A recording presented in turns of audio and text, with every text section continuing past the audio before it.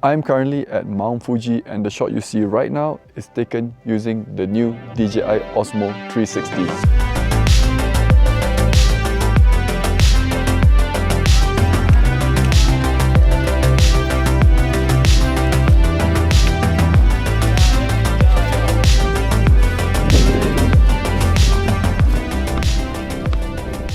Welcome back to the studio. So DJI sent over the DJI Osmo 360 a few weeks back, specifically the Adventure Combo. Inside the box you get some documentation and stickers, the battery case with 3 Extreme Battery Plus inside, rubber lens protector, 1.2 meters invisible selfie stick, adjustable quick release adapter mount, USB-C 3.1 cable, lens cleaning cloth, a protective pouch, and last but not least, the DJI Osmo 360 itself. I'm really liking the compactness of this 360 camera.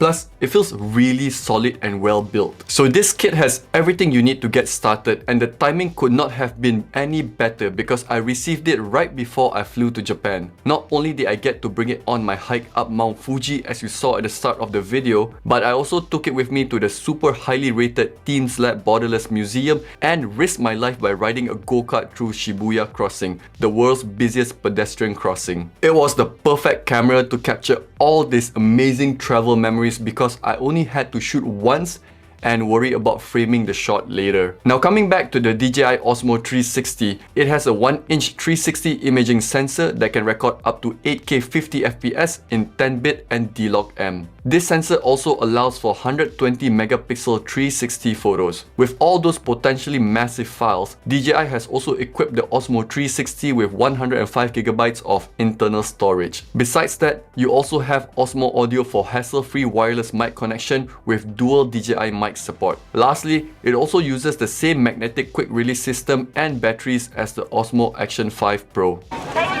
With the specs out of the way, let's take a closer look at the DJI Osmo 360. At the front, you just have the lens and the logo. At the back, you have the other lens with the display and buttons. At the top are the microphones, and at the bottom is the magnetic quick release and also a standard 1/4-inch mount. On one side, you have the power button, speaker, and USB-C port. And on the other side, you have the battery and micro SD card slot. The display, despite being quite compact, still manages to comfortably fit the camera view with easy to access settings and information placed around the edge of the display. On the right side, you have the battery percentage, image and audio settings, and the camera lens switch. In the middle at the bottom, you have the video resolution settings. On the left, you have the storage capacity, album view, and shooting modes, which are panoramic photo, panoramic video, super night, selfie mode, vortex, and time-lapse. There's also a single lens mode, but it's a 360 camera. Come on.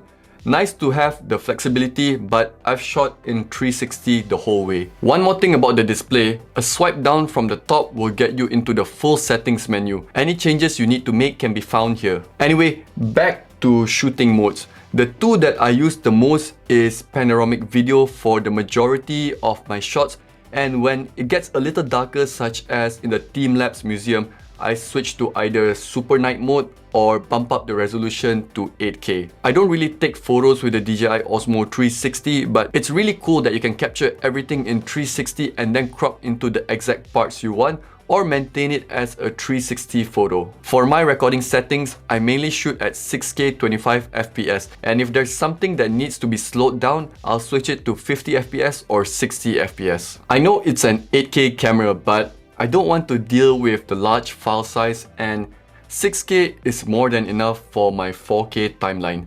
And in terms of how I actually use the camera, I usually have it attached to the selfie stick, and I just cover it with the protective pouch. The rubber lens cover works, but I don't know, everything else is still exposed, so I still prefer covering it with the pouch. Also, the pouch cannot close when the lens cover is attached. And for those wondering about battery life, it really depends on your usage. For me, I usually shoot short clips rather than long videos, and the camera is off in between shots, so a single battery can easily survive a whole day for me. Now, you might have realized that in the sample shots, that sometimes you can see the selfie stick and sometimes you can't. What DJI told me is that as long as the stick is directly below the camera, it should be invisible. If it's at an angle to the camera, then you might see it. Yes, you might see it. Because these shots with the stick at an angle to the camera produce very different results. So it must be a software thing that I hope can be fixed in a future update. But is it a deal breaker? Maybe, maybe not. Some of you are used to the Insta360 camera look, which completely removes the selfie stick no matter the angle, but it doesn't bother me at all. The benefit of being able to capture 360 video of your most important moments far outweighs the off chance that the selfie stick appears in the video. Another thing worth mentioning is that the lens cover is not replaceable. And with this being a 360 camera, you have two lenses to worry about. With that being said, having used this camera for the last month and putting it through some rough environments, I have so far not encountered any problems with it. As long as you keep it secure between shots, everything will be okay. And if you're still worried, DJI will be selling the transparent lens protector, giving you that extra bit of assurance. I think those are the only two downsides of the DJI Osmo 360. Everything else has been really great about this camera during my testing. Lastly, let's talk about the Mimo app and the new DJI Studio editor. With the Mimo app, you can of course control the camera remotely and do things such as updating the firmware and importing photos or videos. Editing the 360 videos is also extremely easy with the Mimo app. Just play any of your clips and add some keyframes to move the view around. You can also change the perspective of the clip. I really like using the asteroid view. However, I prefer editing videos on my MacBook, and I'm so glad that they came out with the DJI Studio editor. Here you can import to manage your clips, and it basically offers the same editing features as the Mimo app, but in a much more comfortable setup in my opinion. You do the same as before by selecting a clip, adding keyframes, and changing the view or perspective. If you've never edited 360 footage before, it can seem very daunting, but trust me, all you have to understand is keyframes, which is basically telling the view where to look at a certain point of time. Alright, let's wrap it up. If you've always been on the fence about a 360 camera, I can highly recommend getting the DJI Osmo 360. At the end of the day, it's a DJI product, so you can expect something great. Plus, shooting in 360 allows you to capture your moments without actually missing on it. How often have you been in a situation where you want to capture a very important moment, but in doing so, you take yourself out of the moment and basically see it happen from behind your camera or smartphone? With a 360 camera, just press record, hold it up, and live in the moment. Compact, built well, and takes stunning shots even in low light. That's the new DJI Osmo 360. Purchase links are in the description box below. Thank you so much for watching, and I'll see you guys for the next one. Bye!